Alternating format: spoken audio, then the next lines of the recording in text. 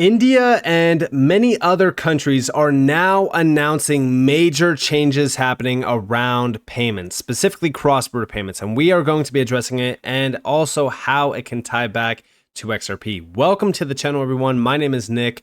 For those that are new to the channel, hopefully by the end of this video, you do become a subscriber. Just recently, we saw a big announcement with India and four Southeast Asia countries planning instant retail cross-border payments. Now, they do mention all of them here, but this is through UPI, which is India's United Payment interface, and Singapore's Pay Now, which is a part of Project Nexus. Now, this is all regarding enhancing cross-border payments, making sure that they are instant, making sure that they're faster, cost-effective, all that kind of good stuff. Now, building on top of this, we also saw another big announcement from a partner of Ripple's on-demand liquidity or Ripple Payments. Their name is Pyypl. I strongly encourage everyone to join the free Discord. There's going to be a link at the top of the description below. This is one of the most valuable and informative Discords out there, and it's completely free. There's a free side that has a ton of free crypto gems, free market strategies, guides, market trends, free charts, and there's also going to be new cheat sheets dropped in this Discord. And already we have a ton of testimonials from members of the Discord that have been absolutely loving it. So what are you waiting for? Go and click the link at the top of the description below and join the free Discord. And this is from XRP Drops. They enable money transfers to 75 country destinations. Its service includes virtual and physical Visa cards without the need for a bank account. And here we have in 2021, the company launched the first ever on-demand liquidity service in the Middle East in partnership with Ripple. Using crypto and blockchain, financial institutions and small and mid-sized enterprises can leverage previously trapped pre-funded capital to grow and scale their business. In 2024, Pyypl now enables money transfers to 75 country destinations all over the blockchain. So this is actually a very substantial announcement, and here is the full-on article. Now, I went and summarized it with ChatGPT, and we have Pyypl, a blockchain-based financial services and remittances company, is expanding rapidly in the Middle East and Africa with a goal to triple its monthly users by 2025. Founded in 2020, Pyypl aims to operate in over 20 countries, offering essential financial services to underserved populations. It has offices in Kenya, Mozambique, Sierra Leone, and Uganda, and has grown from a digital wallet to a comprehensive payment ecosystem with over 1 million users. In 2023, Pyypl's prepaid card was used by over 130,000 merchants in 160 plus countries. The company is focused on increasing financial inclusion through digital and blockchain technology, providing services like virtual and physical Visa cards, international money transfers, and user-to-user payments. Pyypl's use of blockchain technology allows for faster, cheaper, and more reliable transactions by bypassing intermediaries. Also, Pyypl partnered with Onafreak. Again, I don't think that I need to mention to you guys that Onafreak is a major partner of Ripple's as well.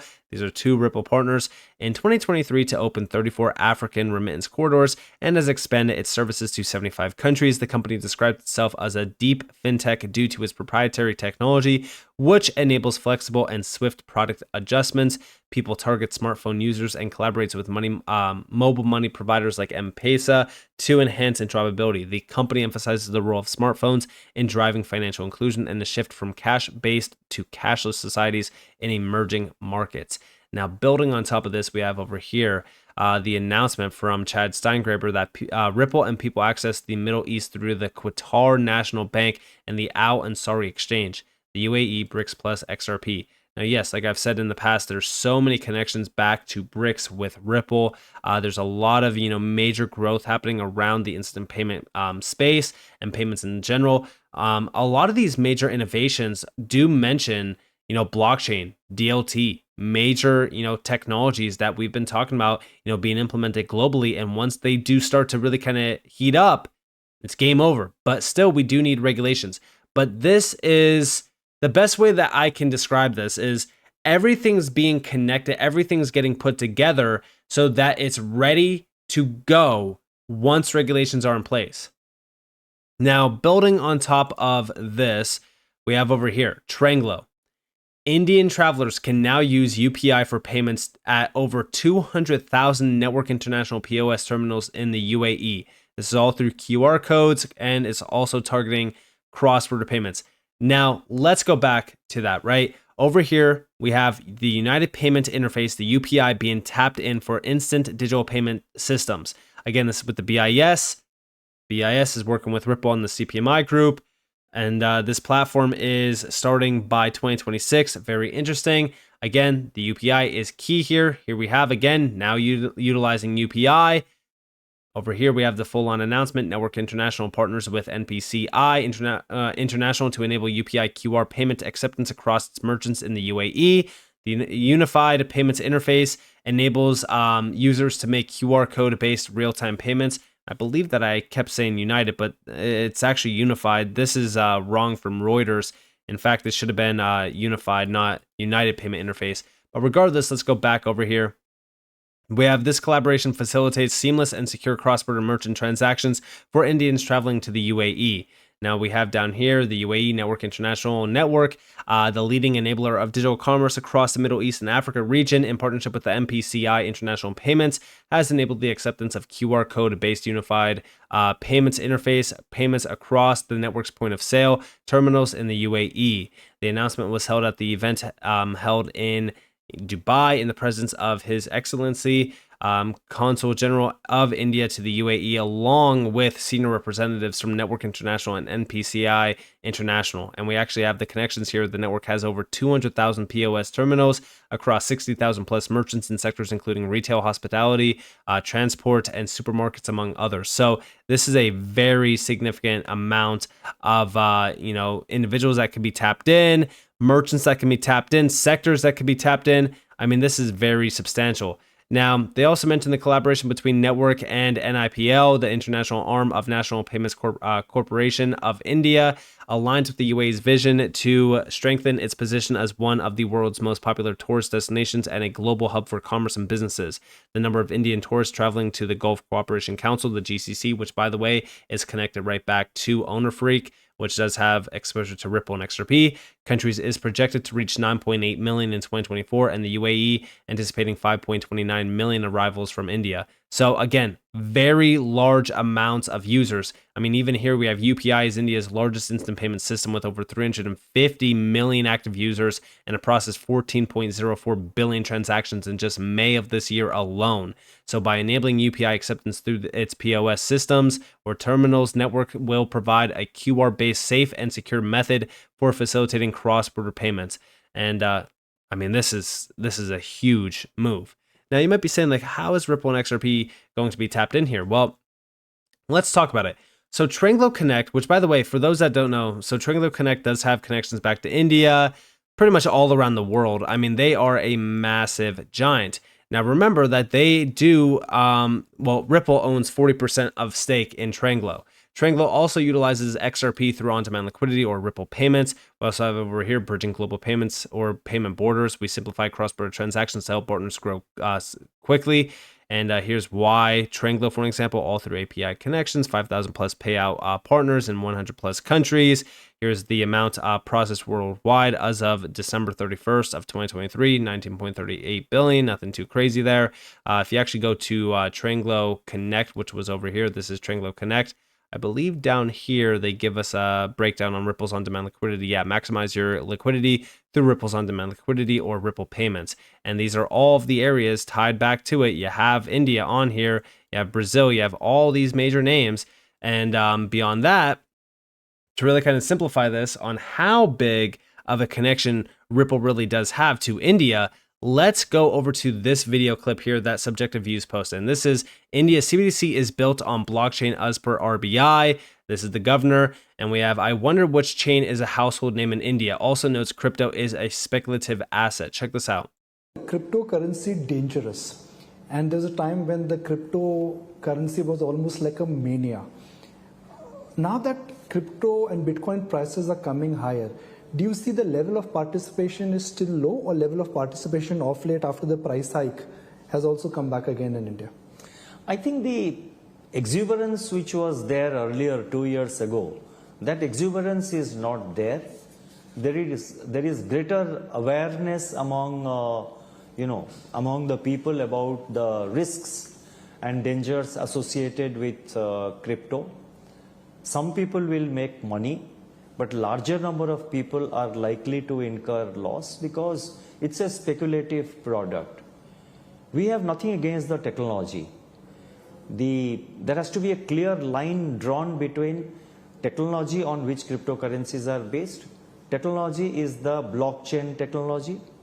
We have nothing against it. Blockchain has got many applications. It's already under use. We are ourselves using the blockchain technology with regard to our central bank digital currency. So the underlying technology is a different, it's a different thing altogether that has to grow. We are ourselves using it in our central bank digital currency, the e-rupee. It is when that technology is used to develop certain products which are essentially speculative in nature and which are traded without any underlying and without any corresponding liability. Every asset has to have a matching, liability. Now, cryptocurrencies do not have whose liability it is, number one. Number two, there is no underlying. And it is a speculative product because without any underlying, some trading is going on. I sell you something for 1,000, you sell it to somebody for 2,000, somebody sells it to another person for 3,000. But what is the basis? So therefore, we call it a speculative product. And I think there is greater awareness among the people, not only in India, but internationally. And we have interaction with other central banks also very frequently. And there is greater awareness. Yes, today at the moment, as you said, some of these products are, they're sort of being traded at very high prices.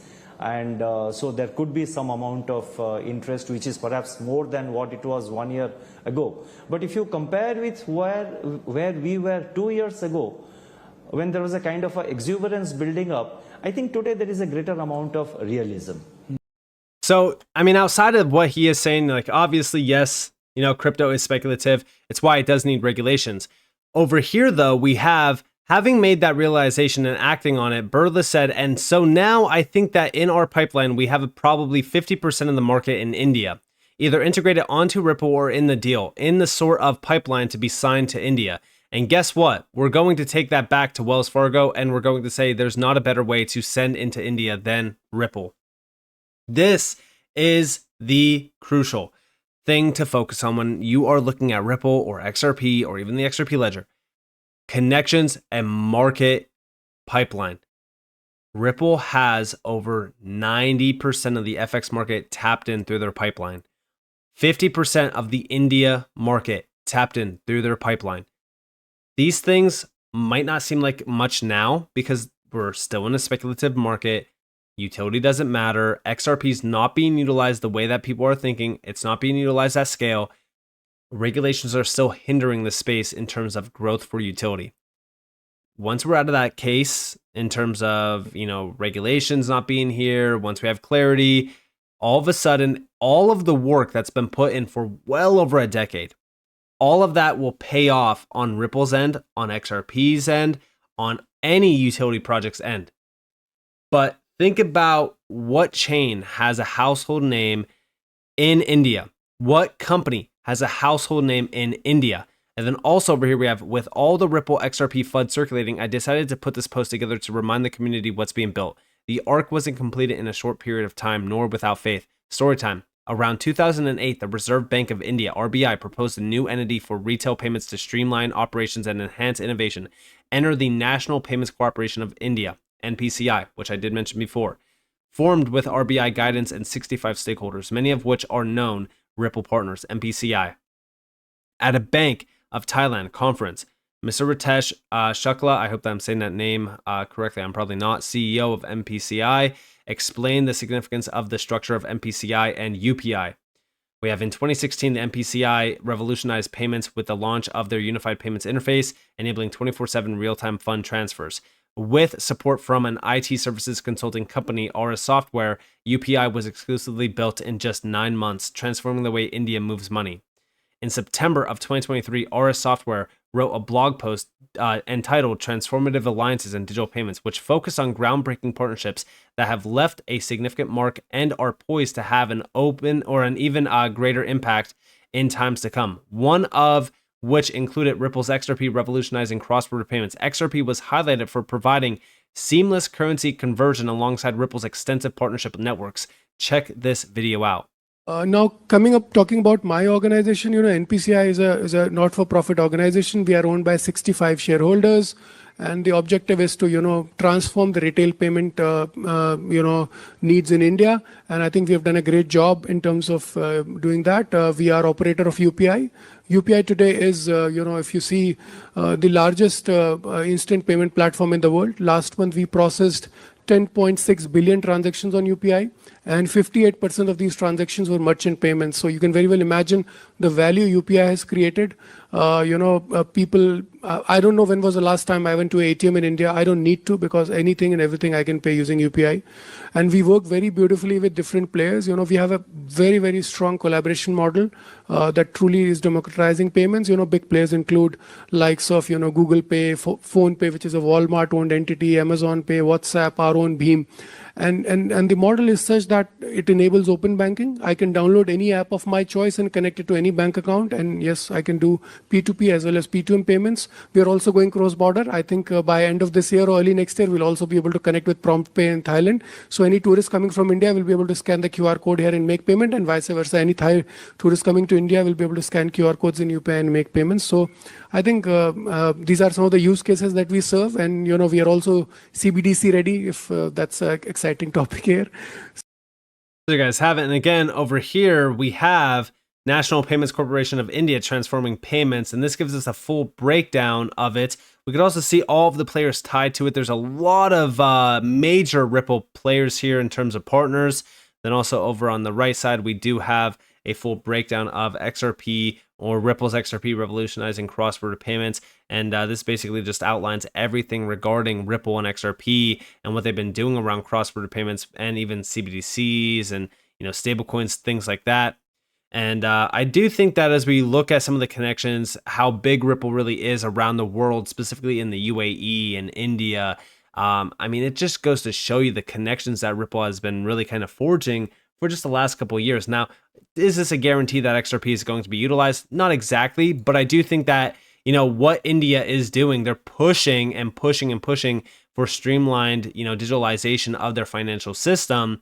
And it puts even more pressure on every other nation to push forward as well. And this is where a lot of these connections, these, major names that Ripple does have already teed up, that's where they come in, into play. And that's where they really say, like, all right, well, we already know that Ripple is very good. We already know that the XRP ledger can be trusted because it's been around for years and years. We know XRP is very efficient for cross-border payments. Let's do this. Let's push forward, and let's really kind of integrate and utilize these technologies, because that's exactly what's happening right now. These technologies are teed up. We're just waiting for these regulations to come into this space so that these organizations and these major institutions can utilize these technologies. But until we have regulatory clarity, these things are on pause right now. So with that being said, I hope you guys enjoyed this video. If you guys did, definitely leave a like, subscribe to notifications on because more free content. You guys are more welcome to follow me on Twitter and join the free Discord in the description below. And with that being said, guys, it's been Nick. Thanks for watching. Peace out.